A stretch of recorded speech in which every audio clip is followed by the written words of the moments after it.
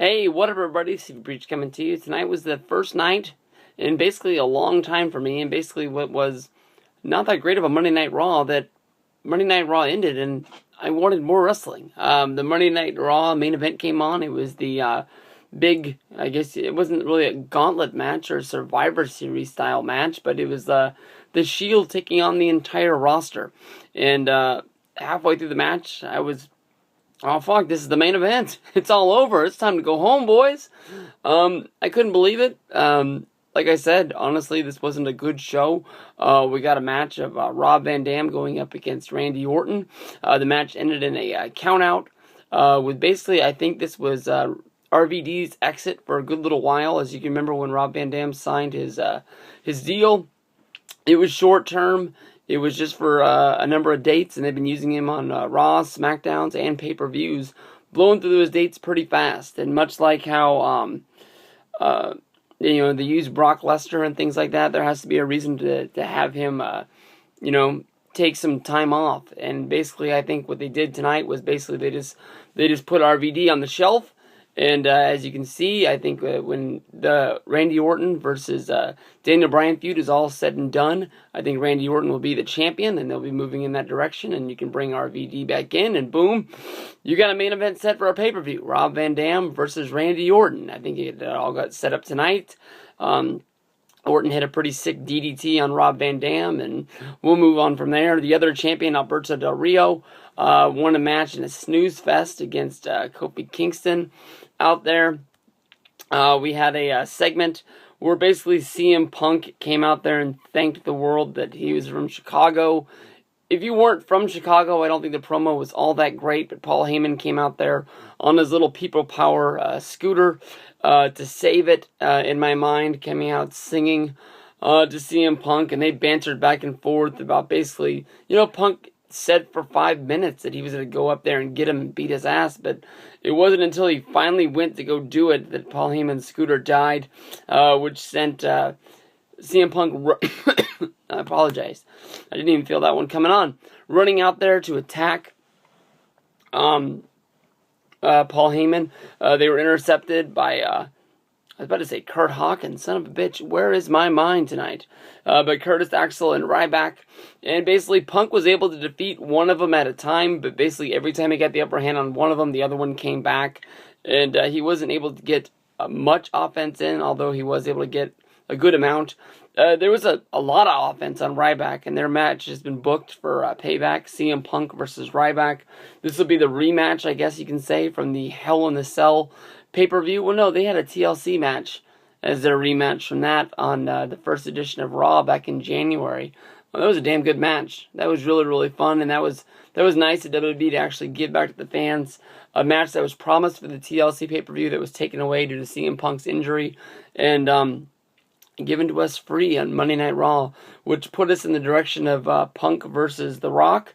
Everybody can remember that. It was good shit. I'm sure that'll be on the Best of Raw and SmackDown DVD that comes out at the end of the year. But basically, Punk's pretty beat up. He's always beat up. He's always injured. He takes the big bumps. It was, what did he do? Ryback was on, did they do that? All I can remember is he went flying through a table, and Ryback was up high. It was almost like you can say the Outsiders and Eric Bischoff table bump from WCW back in the day. If that's one thing to put in your mind if you weren't able to see this show tonight. But basically, Punk's dead, and that's going to be the storyline going in to the pay-per-view, is that Punk's beaten up, and he's going to fight Ryback. And it's not in the stipulation, but that's the storyline, is that Punk's going to beat Ryback so he can get his hands on Heyman. It's not like last pay-per-view where it was, if you beat Ryback, then you got, the match with him or whatnot. But, that's where we're going. And then in the main event, as a way to get back at last week, the Shield took on all those jobbers and Daniel Bryan out there. And before this match got started, when the Shield came down, they were attacked by the Rhodes family, Goldust and Cody Rhodes. I was a little surprised that Goldust would have his face painted. If this whole Angle is supposed to be viewed as a shoot.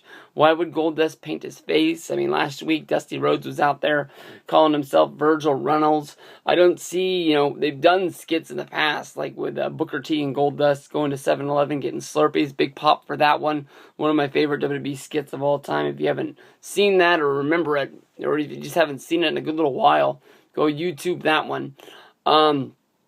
Funny shit. But, they're building us up for the big match, which is more than likely going to take place at Battleground. I'm guessing it's going to be, well, no, it can't, because the Usos are the #1 contenders. The fuck are the Rhodes going to fight? They got to fight somebody. I thought they were going to fight the Shield. I'm a little lost. I thought that the Usos had been named #1 contenders, but maybe they're going to use that somewhere else. And basically, I thought there was a good chance when they put the thing up on the screen that Dolph Ziggler was going to take on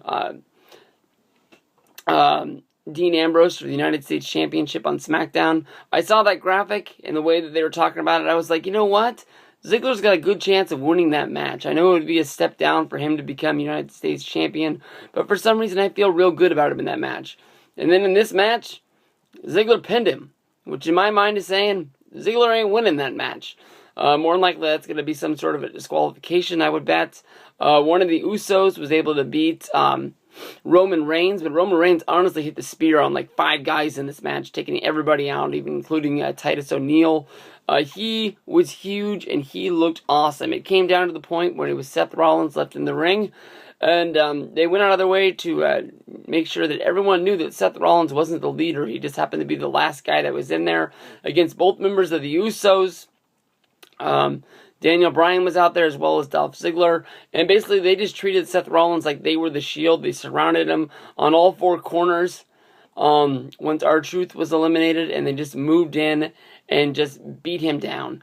And it was awesome. It was really, really good to see the WWE get one up on the Shield, and we don't have to see Daniel Bryan laying down week after week. But I think the points that I get to now, where we see Daniel Bryan getting the upper hand too many times, that basically he's going to lose the pay-per-view. That's my mind. I would guess that this is probably going to be whatever kind of match they do between Bryan and Orton. I'm pretty hell-bent on saying it's going to be some sort of a draw, whether if they go with the Iron Man, which has been talked about before, or something else like that. But something happened in the Divas match that I remember, but it wasn't that big. Santino came back again and lost to Fandango, which really surprised me. I thought it was Santino coming back.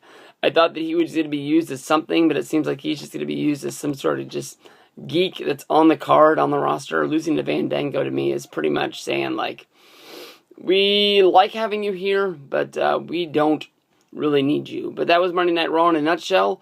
We'll move on from here, and everybody have fun. Peace out.